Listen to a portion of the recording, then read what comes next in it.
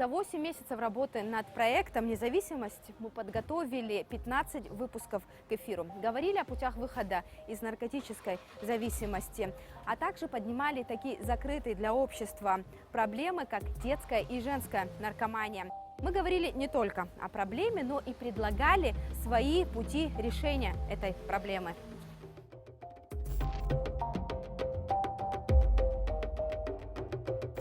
Большой вклад в наш проект внесли представители анонимных наркоманов. Их истории – основа большинства наших выпусков. Принцип сотрудничества, а не присоединения – он один из главных в этом сообществе. Они независимы от каких-либо государственных структур.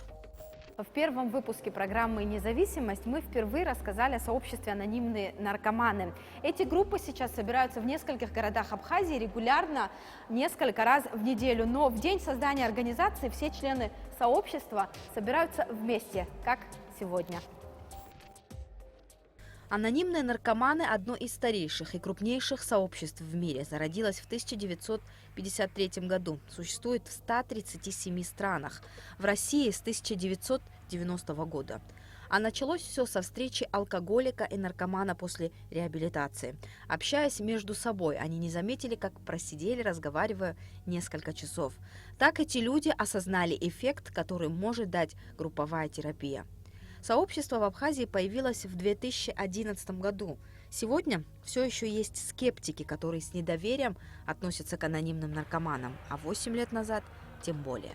Были моменты, что я был один, как бы физически, да, но я всегда ощущал как-то, что я не один. Может быть, я один в помещении, но по всему миру проходят собрания, по всему миру, и я прям ощущал их поддержку на каком-то, да, мысленном уровне. Поддержку, наверное, Бога, то, как я его понимаю. У нас не религиозное сообщество, и каждый вправе выбирать там, то, во что он верит. Не сразу люди мне верили, да, думали, там, секта, думали, там, обманываю, подъезжали те, с кем раньше употреблял, спрашивали, там, наркотики, есть ли у меня и так далее. Некоторые не верили. Приезжали ребята из России, как раз летняя пора, когда открылась группа. Они приходили, мы с ними там, на море гуляли, там, чай пили, кофе пили. Видели в городе, там, думали, что секта, какие-то сектанты там, и так далее. Это не пошатало никак нашу веру там, и целеустремленность, которая была. Оно не убило. Конечно, она отражалась, говорить, что я совсем независим от мнение других людей, это неправда, но желание выздоравливать, желание оставаться чистым, оно гораздо больше, нежели какие-то трудности и какие-то помехи. И спустя, наверное, несколько месяцев, 4 или 5 месяцев, меня услышал человек один. Он начал выздоравливать, начал посещать собрания, начал оставаться чистым. Постепенно к нему примкнули друзья. Около 2 лет собрания посещали 7-8 человек. Подсчитать, сколько их сегодня, невозможно. Членство в сообществе анонимное. Но прийти на эти встречи могут не только зависимые люди, но и любой желающий. Для гостей предусмотрены и открытые собрания. Попасть на собрание достаточно просто, но для этого необходимо зарегистрироваться и получить свой номерок. Свой день рождения анонимные наркоманы называют юбилеем. Каждый прожитый год, месяц и даже день без наркотиков – значимая дата. Получить приглашение на такое собрание нетрудно, но впервые на мероприятии нам разрешили провести видеосъемку, что говорит об открытости сообщества и желании развить идею взаимопомощи.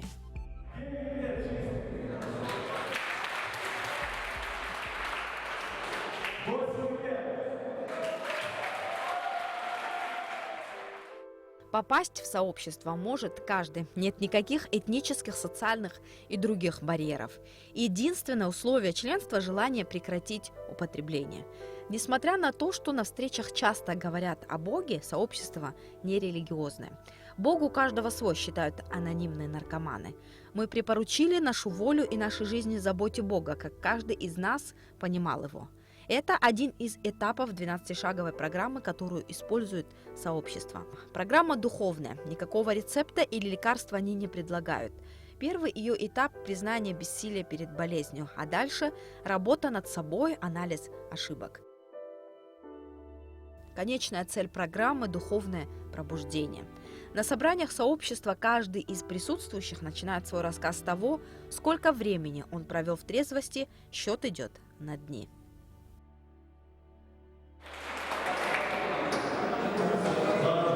Сейчас за нашей спиной вы видите, что происходит. Это так называемая читалка. Так дружелюбно встречают тех, у кого определенный период чистоты. Это значит, что в этот период из них никто не употреблял наркотики. На празднование Дня образования сообщества в Абхазию приезжают гости из разных стран. В этом году география разнообразная. Израиль, Украина, Татарстан и различные города России. Это замечательный период в моей жизни, в который я встретил много хороших людей, много близких людей, которые поверили в меня, поддержали меня, и в которых я тоже верю, которых я старался поддерживать. Этот молодой человек из Москвы приезжает к друзьям почти каждый год. Группы анонимных наркоманов когда-то помогли ему справиться с зависимостью. 3 года он прожил в Абхазии вдалеке от дома, и групповая терапия была единственной ниточкой, давшей ему надежду на новую жизнь. Приходим в это сообщество не потому, что у нас есть какой-то выбор особенный. Не было так, что я выбирал, да. Поначалу меня просто отвезли в наркологичку, а потом в реабилитационный центр, так грубо говоря, да. И единственный выбор, собственно, который у меня был на тот момент, как у человека, да, взрослого, свободного, который сам принимает решения в своей жизни, это вот начать выздоравливать каким-то образом. А альтернатив особенных, я не знаю. То есть для меня здесь выбор очевиден. Я помню тот момент, да, как раз уже, получается, 5 лет назад, когда у нас была одна группа в Гагре. Я как раз на этот момент только вот начал жить в Гагре.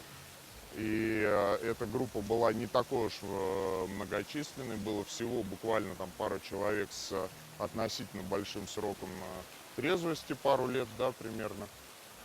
И вот сейчас я вижу, и я присутствовал при вот этих вот изменениях, да, постепенно, как появилась группа Гудаута. Сколько мы пытались запустить группу в городе Сухум, и это потрясающе. Я безумно рад сейчас, что она наконец-то вот прям зажила. Среди тех, кто посещает группы, в основном люди, которые недавно активно употребляли наркотики. И мало кто верил, что они смогут остановиться. За время проекта мы услышали десятки историй людей, которые благодаря анонимным наркоманам остаются трезвыми сегодня. Этот молодой человек – один из них. Он попал в сообщество после реабилитации. Я употреблял очень долго, много лет наркотики, 19 лет. Да, 19 лет стаж моего употребления, 19 лет я начал употреблять с 13 лет. Я много раз лежал, и я выходил из больницы, в этот же день начинал употреблять наркотики. Да, но пришел такой один день, когда вот это вот такое отчаяние, невыносимость, да, там в душе в моей, когда я, такие вплоть до суицидальных мыслей, потому что я не хочу жить, потому что это не жизнь, а существование. И я просто сказал, помогите, сделайте что-нибудь. И каким-то образом, я не знаю, наверное, Бог любит меня все-таки, да, то, что я за 19 лет не умер, а оказывается нужен на этом свете. Меня положили в закрытое учреждение, да, и после этого я попал в сообщество анонимных наркоманов. И вот сообщество анонимных наркоманов по сей день мне помогает не начать употреблять наркотики, да. Один раз слишком много, а 1000 всегда недостаточно. Это лозунг анонимных наркоманов. Единственный способ уберечь себя от возвращения к активной зависимости – это не допустить первого употребления. Но я знаю точно, что если я останусь без ребят, да, без сообщества, надолго меня не хватит. Потому что, когда я один не смогу, а мы сможем. Самообеспечение – важное условие сообщества. Анонимные наркоманы существуют за счет небольших пожертвований членов сообщества. Во время собраний каждый вносит сколько может в общий бюджет. В группах ждут даже тех, кто не в состоянии внести какую-либо сумму. Эти деньги расходуются на аренду помещения, литературу, на поездки, ведь анонимные наркоманы посещают зависимых людей, находящихся в наркологии, а также принимают участие в собраниях анонимных наркоманов в России. Помощь одного зависимого другому обладает ни с чем не сравнимой терапевтической ценностью. Никто не способен понять и поддержать зависимого лучше, чем ему подобный человек. Пусть вокруг сообщества много разговоров, но эффект и польза от них действительно есть. И доказательства – истории людей, которых вы знали, которые были на грани смерти, а теперь живут полноценной трезвой жизнью благодаря этим группам. Вот этот вопрос вы можете задать всем анонимным наркоманам, как это работает, и вам скажут, все как в один голос скажут, никто не знает, как это работает, но это как-то работает. По-моему, мне кажется, то, что это работает, потому что реально есть Бог на этом свете, который любит и который считает, то, что мы должны жить. И должны жить, и радоваться, смеяться, улыбаться, да. Ведь это все можно сделать без наркотиков. Я сегодня просыпаюсь с утра, и у меня нет мысли пойти, уколоться или скушать что-то. У меня мысль сварить кофе, посидеть, да, вот таких, совершенно не те мысли, которые были раньше. Получив чистоту, и мы должны передать это другому. Это так работает, чтобы сохранить свою трезвость, свою чистоту и при этом жить нормально, мы должны передавать это другим. Это не потому, что я такой духовный, или мы такие духовные, мы такие там, бескорыстные. Просто программа наша 12-шаговая, она так работает. Когда я начинаю отдаляться, отходить, забывать, откуда я и так далее, я не иду употреблять наркотики, но качество моей жизни ухудшается, и я понимаю, меня не столько не напрягает абсолютно там ходить на собрания периодически. Это не значит ежедневно, но регулярно, то есть периодически я прихожу на собрания, работаю по шагам, делаю все то же самое, может быть, не так, как первые годы, да, я ходил каждый день, обязательно бежал. Сегодня у меня есть там какие-то дела в социуме, какая-то работа, и я могу там заниматься делами, не приходить на собрания. Но при любой возможности я прихожу на собрания и делаю это с удовольствием. В наших выпусках мы показывали вам в основном истории тех, кто смог справиться с зависимостью. Но тяга остается, и человек на протяжении всей жизни борется с ней. Открыто говорить о своей проблеме – это важный шаг на пути к выздоровлению. Скажи, пожалуйста, что для тебя стало главной причиной употребления наркотиков? Внутренняя боль у меня была, и закрытый был в своем мире, ни с кем не делился, ни с кем не общался, и дома никого не понимал, постоянные скандалы. И, в общем, я попробовал наркотики, и эти проблемы у меня снялись сразу же. Я начал общаться, я был открытым, я был быстрым. В общем, я думал, что все эти годы, что я мучился, я нашел свою проблему, и я... Выход из нее. Да, выход из нее нашел, и себе рассказал, что что мне не хватало. А в какой момент ты почувствовал, что это зло, и что оно разрушает тебя и весь мир вокруг тебя? Для меня в жизни самое святое это была семья. Семья, дети вокруг меня. Я это начал терять. Я там уже начал страдать. И я очень в жизни всегда боялся одиночества. Я остался один. Когда уже один остался, там уже я потом уже и Бога начал винить, и я уже начал говорить, родился не для жизни этой. И, в общем, всех винил, кроме себя. А ты вот в этом состоянии понимал, что у тебя помутнение происходит внутреннее, помутнение и рассудка, и души? Ты это не ощущал? Вот ты говоришь, что ты других обвинял, но не себя самого. Не, я это, конечно, чувствовал, но все равно я сразу переключался, в общем, как сказать, ну, у меня работало сразу отрицание. Но вот когда ты говоришь, что ты увидел потери вокруг себя, да, семья распадаться стала, люди дорогие для тебя отвернулись от тебя, вот в этот момент и, может, после него, ты ощутил то, что самим с тобою именно происходит что-то нехорошее, и это результат употребления наркотиков?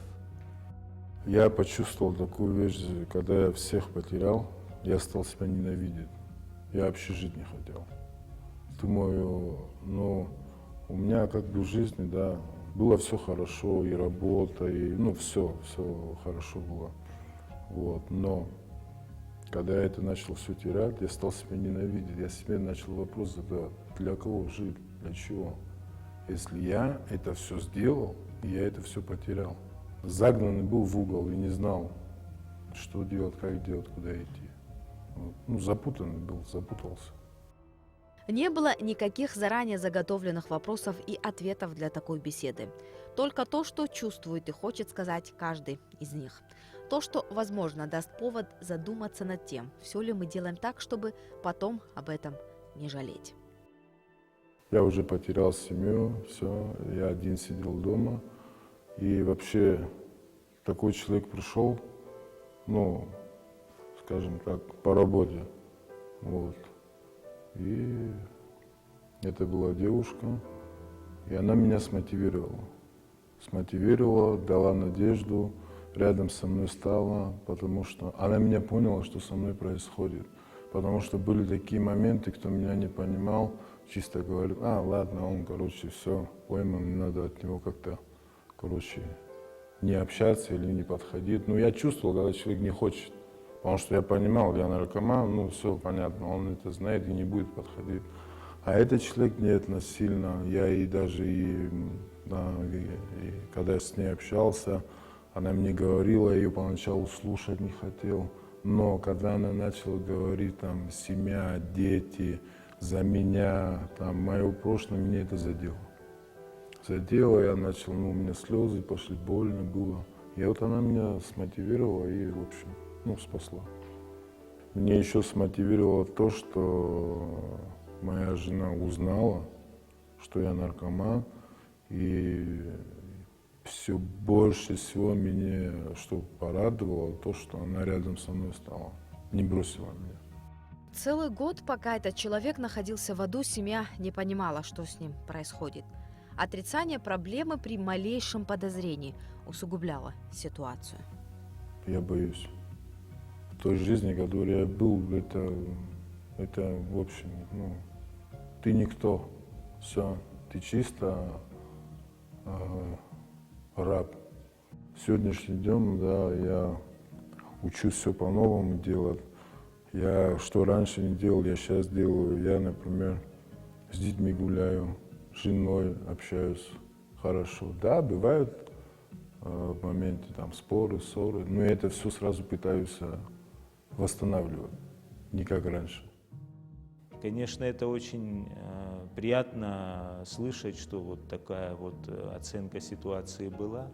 Весь наш проект, который мы в течение этих 8 месяцев делали, он был рожден ввиду того, что мы пытаемся помочь тем людям, которые либо живут с наркоманами, да, родителям, близким, родственникам, либо самим наркоманам.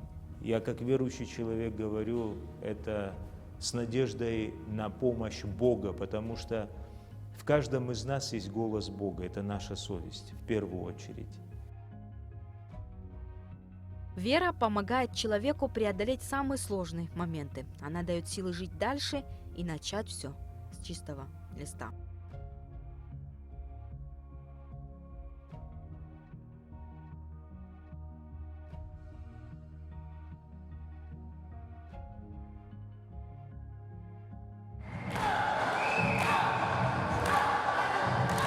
Улица, энергия и бунтарство. Все, что свойственно молодежи.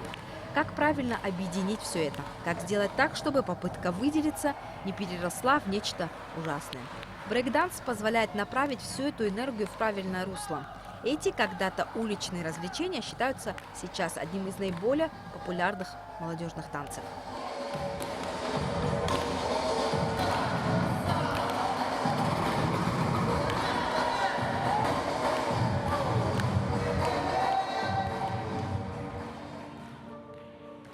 Я вот могу сказать ответственно, я нашел себя в этом. Меня это вдохновляет. Я понимал, что учиться, образование, все надо иметь, да. Но я нашел танец. Я сказал, я буду танцевать. Я это хочу. И никто меня не верил, никто этого не хотел, и все были против, но я все равно не оставил. Столько всего было, скажем, людей вокруг, которые против меня, я был один. Я все равно шел пешком. Не было транспорта, было, скажем, с Килосуры там до города добирался. В Творчиле, в городе, каждую субботу, воскресенье делали дискотеки. Я жил в деревне, километров 10-15. Я помогал дедушке, все это хозяйство. Я пешком шел через лес в город на дискотеку, чтобы увидеть, как танцуют. И 3 часа ночи обратно же спускался через лес домой, приходил в 4 утра. Человек, если захочет, нету невозможного. Все можно поменять. Выбери, приди на танцы сюда, приди на бокс, приди на борьбу, посиди, посмотри, пойди на футбол, пойди посмотри. У тебя зажгется глаза, и ты поймешь, что тебе надо. Секция брейк-данса работает в Сухуми в музыкальной школе номер 1 имени Ковача. Любой желающий может записаться на занятия. Если когда-то танец был исключительно уличным развлечением, то теперь, возможно, брейк-данс включат в программу летних Олимпийских игр. Эта информация уже размещена на официальном сайте МОК.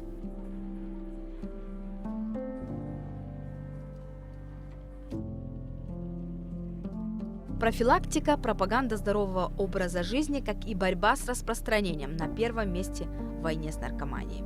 Бороться с этой бедой сложнее, нежели ее предотвратить.